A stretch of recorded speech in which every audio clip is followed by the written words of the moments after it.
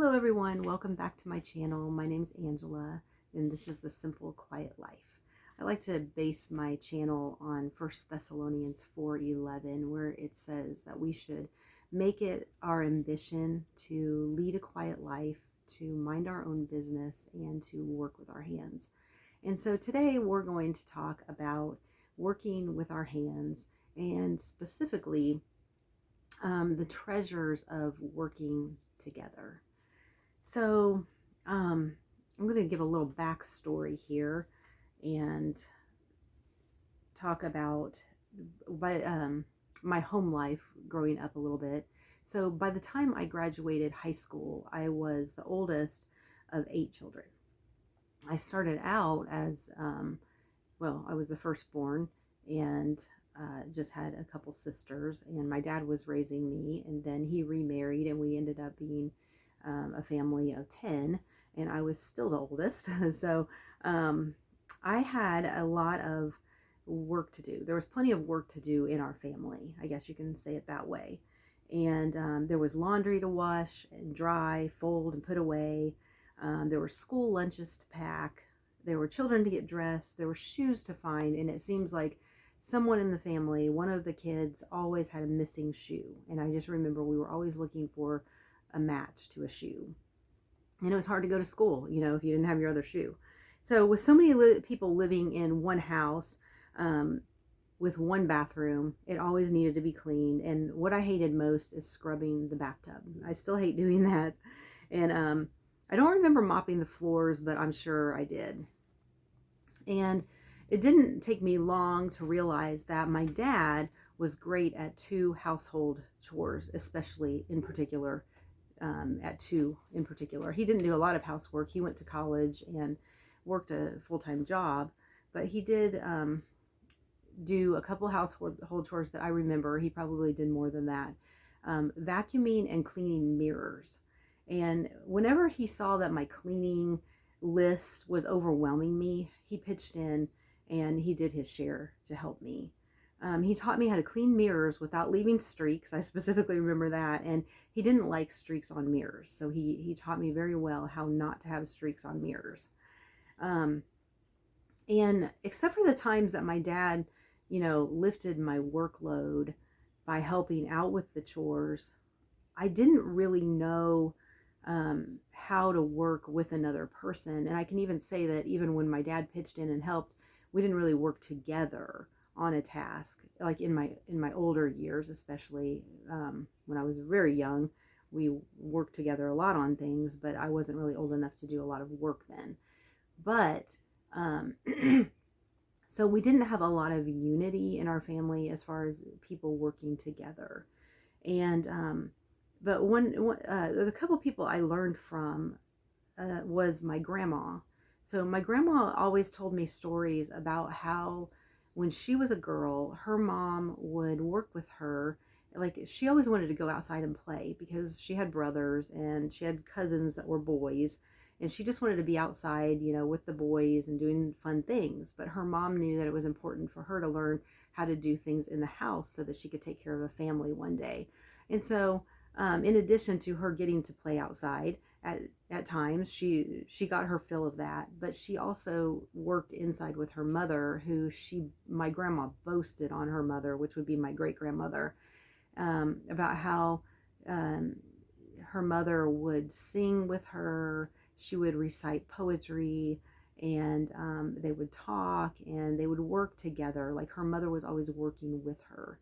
And that's how Grandma became. Grandma was just like that. She didn't really recite poetry while we worked, but she always worked alongside of us. There were times when I would go to her house and I would work and like paint a fence or do other chores around her house, which she usually paid me for. But nevertheless, she was always working right there.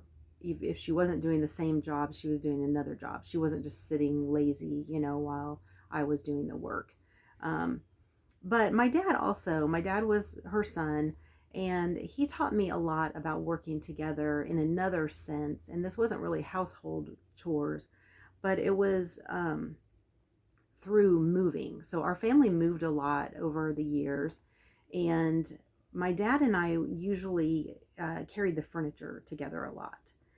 This was when I was older, I was not a little child then. But so he, we would carry boxes and furniture, into the U-Haul truck, out of the U-Haul truck, into the new house. And I feel like those were good experiences for me, even though they were difficult at the time. But they were good experiences, and I have fond memories of my dad, that he was conscientious of the fact that I wasn't as strong as him and not able to lift as much and have as much endurance. So he would always encourage me by like asking me, are you okay? And for instance, like I remember one time we were carrying this solid, I guess it was an oak table, but it was a solid wood table. It was very, very heavy. And he could probably tell that I was getting tired. It was hard to carry. I was probably, I want to say maybe 7th grade. And I'm not sure really why we didn't have other people helping us. Maybe we did, and I just don't remember. But I remember it being me and my dad carrying that table. And he would just like stop and just say, if you need to take a break, we can take a break anytime. We need, if you need to rest, we can stop and rest for a while. And he was just very compassionate and understanding. And I loved working alongside of him. So in that sense, I learned to work as a team in cooperation with someone. So when it came to difficult tasks, my dad also taught me how to pace myself. It was just a really important lesson that I think of now when I have a big task to do. And for instance, right now we have some roofing in our yard because we're working on our roof, and we have roofing on the ground in our yard, and it's going to take a lot of work to go out there and pick the roofing up and dispose of it. And I just think back to the lessons my dad taught me. Take a break if you need a break. Don't be ashamed to take a break and rest, and pace yourself. Like, do a little bit now, take a break, do a little bit later. You don't have to do it all in one day or at one time. So by teaching me this discipline, my dad just like lifted the burden that I felt to rush and push myself too hard, which could have possibly caused injury or discouragement. I loved my dad for taking the time to train me up to be a confident, safe, and hard worker. And I treasure the times that we work together as a team. And that's really what this post is about, is learning to work together, the treasures of working together. Now, I remember as an adult, let's see, I had children by this time, but I was working in a children's class at a church, and I had arranged some kind of meal or a party or something. I think it was a party. And after the party was over, I just started cleaning up. And I just had the mentality as an adult that you just do it by yourself. And so I started cleaning up, and it was really the first time, I guess, it struck me that people would be willing to pitch in and help, because all these moms just like swept through the room, and like they practically cleaned the whole room up. And I kind of just like looked around like, wow, I mean, this was working together. And I wasn't used to that. I just wasn't used to not doing the job all by myself. That was a huge blessing, and it was just an eye-opener for me that, oh, there's a different way to work that can be a pleasing way and can be, pleasurable, and we can all work together and help one another. So even earlier than that, though, when I was a young wife, before my children came along, I began observing some behavior that really, I guess, struck me as interesting. And this happened when I was at my grandma's house. So we had gone to we were in her kitchen. It was a Christmas celebration.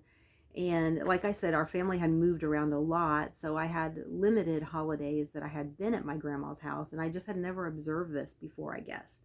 But at this time I did. And we had like the men were, in the other room just talking. And I remember being little and thinking, like, I'd rather be in the other room with the men, because I'd rather be talking in there than working in the kitchen. And I think that came from my mentality of growing up, where I had a list of things to do, excuse me, and not anyone to work with or work together. It was just very difficult.